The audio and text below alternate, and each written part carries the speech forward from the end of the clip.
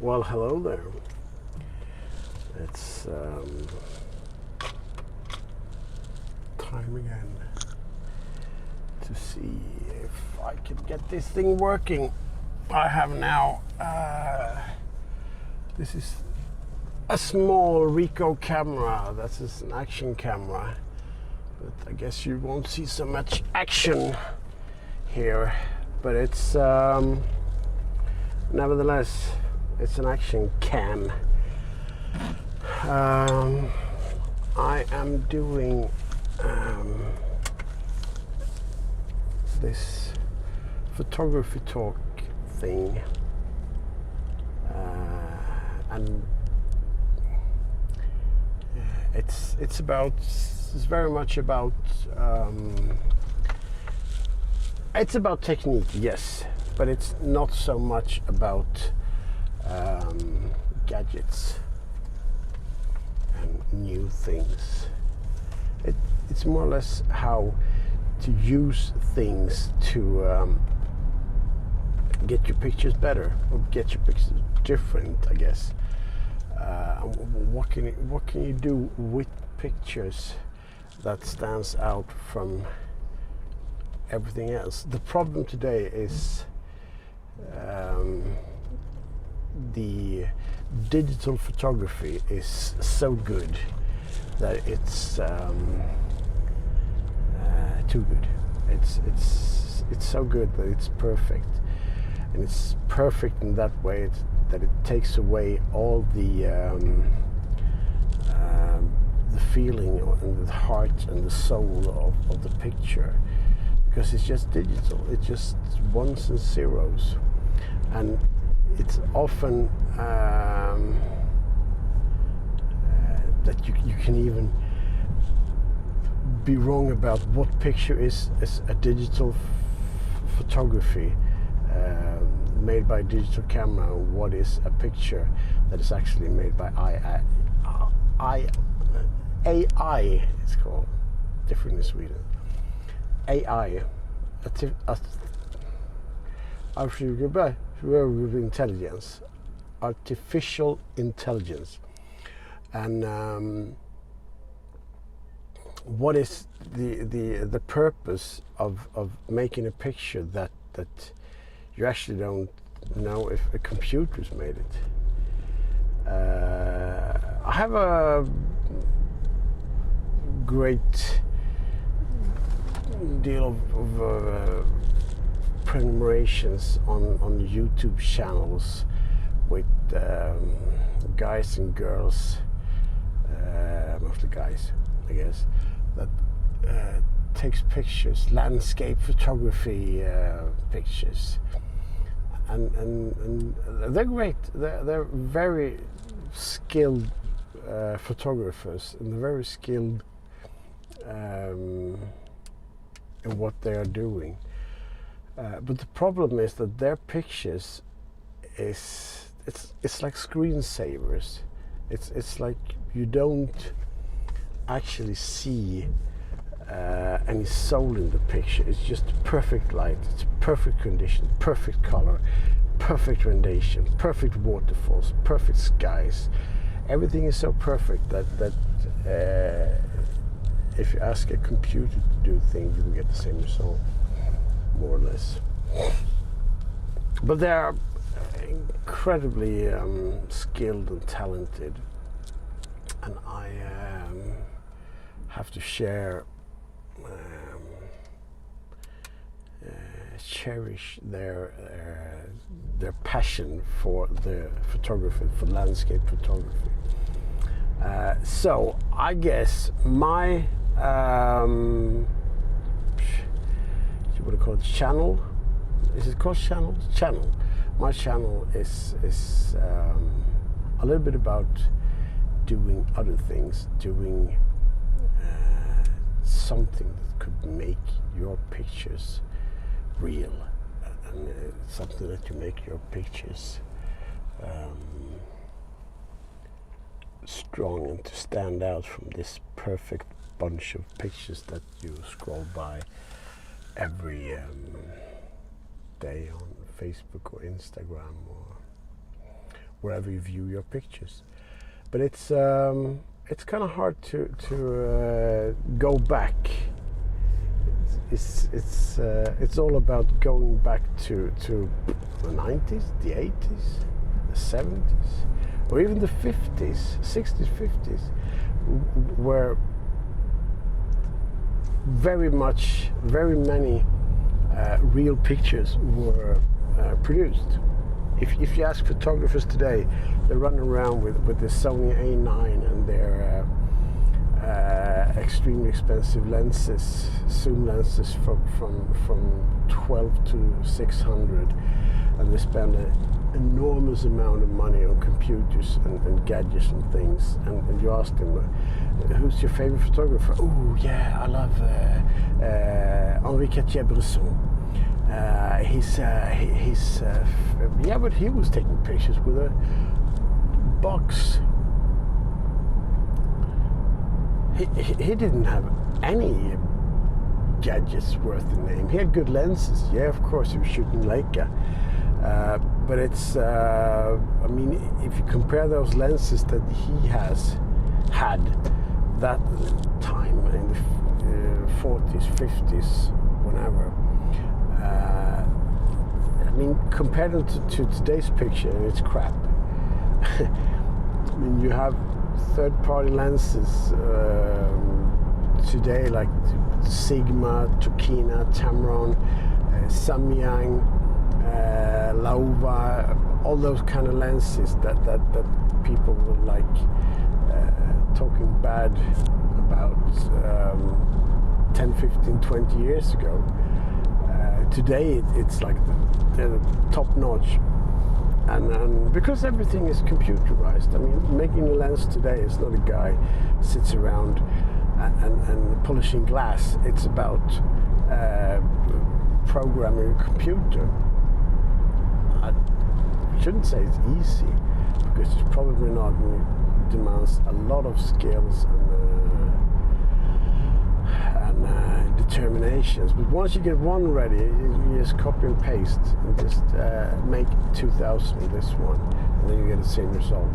And it shouldn't be about that. It shouldn't be about the perfect picture. It shouldn't be about the technique about the picture. It should be foremost the content of the image. What is the image purpose? What is the image content? What do you want to say with your image, with your message that you're trying to put out to the world with an image of something? I know there's a lot of people that take pictures, documentary pictures, and I think they're brave. They're trying to make a statement with their pictures, showing the reality. This is the reality of things. The picture could never be about trying to gain an effect. That's wrong to say. It could never be about I mean, I'd say it like this. If I take a picture of a naked woman, a gorgeous naked woman, put it out on Facebook, yeah, of course I can blur her nipples and other parts. But that picture would gain a lot of likes, and certainly a lot of comments about, oh, gorgeous picture, oh, it's wonderful. But it's not the picture that's wonderful, it's the girl, and it's the thing that you can see things that you normally don't see when you're walking around town most of the time. And it's about, for me as a photographer, if I take a picture like that, who do I want to speak to? Who do I want to address with my picture? Do I want guys, lonely guys sitting around in the underwear and yeah, you know, or do I want pictures that addresses people that actually likes pictures, enjoys the picture for what the picture is, and from my creativity to actually making the picture and my thoughts about the picture. Why do we make pictures? I mean, it's I want to be a photographer. Yeah, but why? Why do you want to be a photographer? Is it just for taking pictures and other people to watch them and say, hey, that's a great picture, and you're such a great photographer. Oh, and yeah, I get tap in the back and everything. Yeah, if it's like that, go on. If you're trying to live out of photography and trying to actually make a living as a professional photographer, then the question is, how do you get money for a picture like that? I get 1 million likes. Yeah. Can I eat that? No, you can't. You need money. You need someone to actually pay for that. And for having someone to pay for a picture, you actually only need 1 like. But it's rewarded not in thumb or heart, it's rewarded in money. And that's often the thing where you actually are commissioned to take a picture and to be a hired photographer. But then you don't get to choose what picture you want to take. You don't get to choose the actual subject that you want to take, or picture, how you should pronounce it. It's going to be black and white or color. Yeah, I want color photo. Yeah, I think black and white would be nice. No. I need color photo. That's got to go into our graphic profile. The company's color has to be present in the picture, and our company's color is orange. Yeah, we need a picture of the ocean and the sky. Yeah, ocean and sky is blue, but never mind. Yeah, and I need a portrait of a woman here, and it has to fit our homepage. And the pixel size is 2,500 times 500 in the landscape mode. But have you ever seen a person? A person is kind of vertical, not horizontal. Yeah, but it have to fit the frames. Hey, you're a photographer. You should fix that. I can have it laying down. No. I can have it laying down. No. This has to be. And that's a problem with commissioned photography. It's not your pictures. It's someone else's is affecting your pictures. So therefore, it's a hard work, and it's just slave work. Something that you just do it. You can't be happy about all the pictures. I mean, look at newspapers. I mean, that's still a business, even though they have, at least in Sweden, laid off the majority of photographers from the news desk. It's still some kind of, yeah, we got an article about this, give me a picture. It's not about so much the content should relate to the text. But then again, they have problems as well. They have to size it for it. Got to fit the newspaper. It got to fit the web page. It got to fit the iPad page, the mobile page. So you need one picture in 4 different sizes. What do you do? It's just like take the most extreme size there is, and add the letterbox on the web page, I guess. Yeah, try to take all the pictures like that, and then you have to crop it off So you end up with some kind of panoramic picture with no content in the ends, no content in the sides. That's the perfect picture. No, it's not. It's a crap picture made for the purpose of fit in. So what should we do then? How should we ever be able to be photographers for our own terms? Who is photography of their own terms and conditions? Landscapes photographer, yeah, of course. Now, but I mean, if today I think you have to produce books and webpage books. That's the thing, and perhaps even exhibition. Then you can take your pictures. You can go out and say, "Hey, look, I took a picture," like in kindergarten where you show your painting to the teacher and say, "Look what I have done." "Oh, you're so good. You are so skilled at painting, little boy." Am I cynical? Nah. No, but I think to make pictures today is about take the pictures you want to take the pictures that you want to show up to the rest of the world. Build a team about things. Build a theme around things. I mean, you can be all the guys in the team, but you need to think from the beginning. What do I want to do with the pictures? Otherwise, you end up with 1,000 different pictures that go in all directions.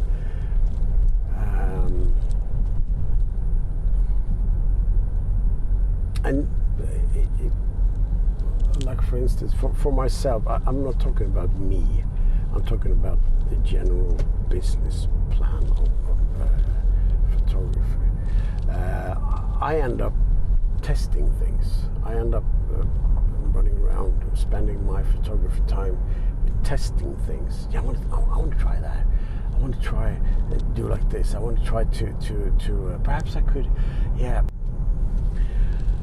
I want to try this film and see if it gives me that contrast. Yeah, and perhaps this film in this camera could be the combination. Or I can use a camera OLED and try to put a picture. I can make cyanotypes. I can make wet plates. I can make. I'm trying a lot of things, and all my pictures actually from trying things. And once in a while, it's like, yeah, that's a great picture. That's funny. That's what I want. This was what I want. Yeah, but do that. Try to do that for a while and see what comes out of it. See what's happening about this technique that you're actually using.